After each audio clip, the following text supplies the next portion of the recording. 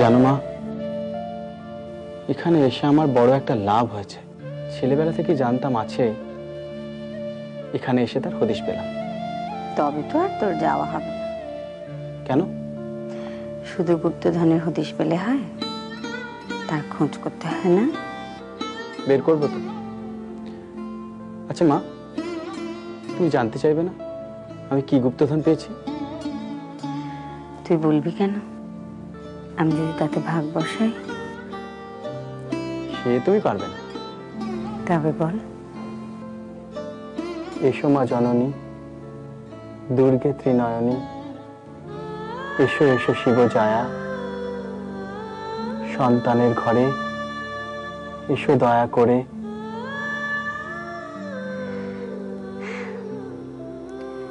তুই কোথা পেলি?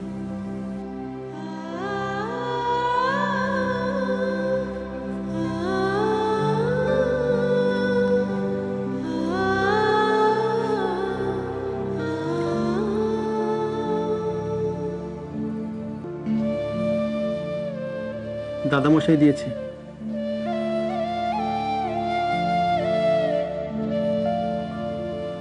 তুমি লিখেছিলে?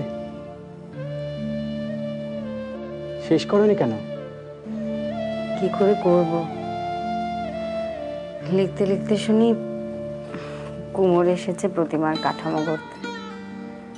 যেখানে বসে লিখছিলাম সেখানে ফেলেই দৌড়।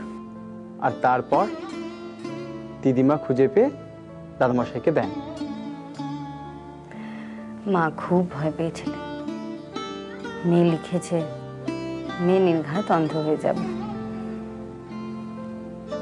দাও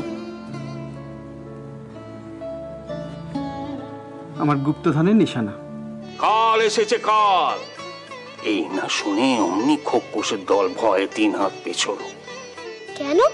বাড়ি আজ জন্মে রাক্ষসী রানী পেটে জন্মেছিল না? তখন সে বড় খোকস বললে, তুমি যে নীলকমল তার প্রমাণ দেখি। মা এটা? হ্যাঁ ওটাই। হ্যাঁ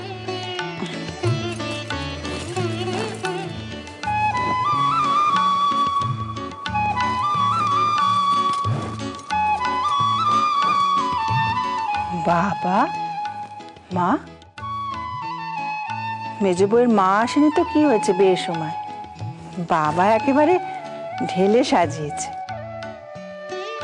সত্যি দেখো কি নকশা বাবা। তুই দেখ বসে বসে নকশা।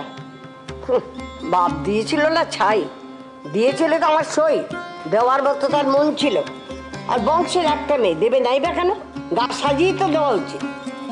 নকশা দেখাচ্ছে।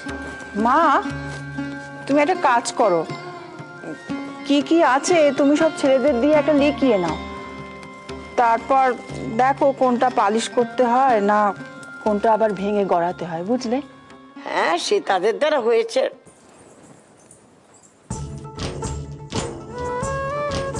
আয় এগুলো দেখে নে, তোর জিনিস কোন কোনগুলো তোর কাছে রাখবি। ও আর আমার জিনিস নেই বড় ঠাকুরজি। থাম তো, আয় তো এদিকে, দেখে নে কি কি রাখবি। আমার জন্য কিছু রেখো না, আমার এই যা আছে বেশ আছে। আরে এত তারা কিসের তোর? কোথায় যাচ্ছিস? বাহ, দুপুর তো গড়িয়ে গেল, চায়ের জল চড়াতে হবে না? রাধারমণের কৃপায় এখন শান্তি মতো সব কেটে যায়, তাহলে বাঁচি। কবে থেকে ঠাকুর ডাকছেন? মা, আপনার সঙ্গে কথা ছিল। কি কথা? আপনার অনুমতি চাই। অনুমতি? বলে সুশীল, কোন দিক দিয়ে সূর্যি উঠলো রে? মেজো বউ আমার অনুমতি চাইছে? মা, আমার বড় ঠাকুর জামাইয়ের সঙ্গে কথা বলার অনুমতি নেই কেন? আমি তার সঙ্গে কথা বলার অনুমতি চাই।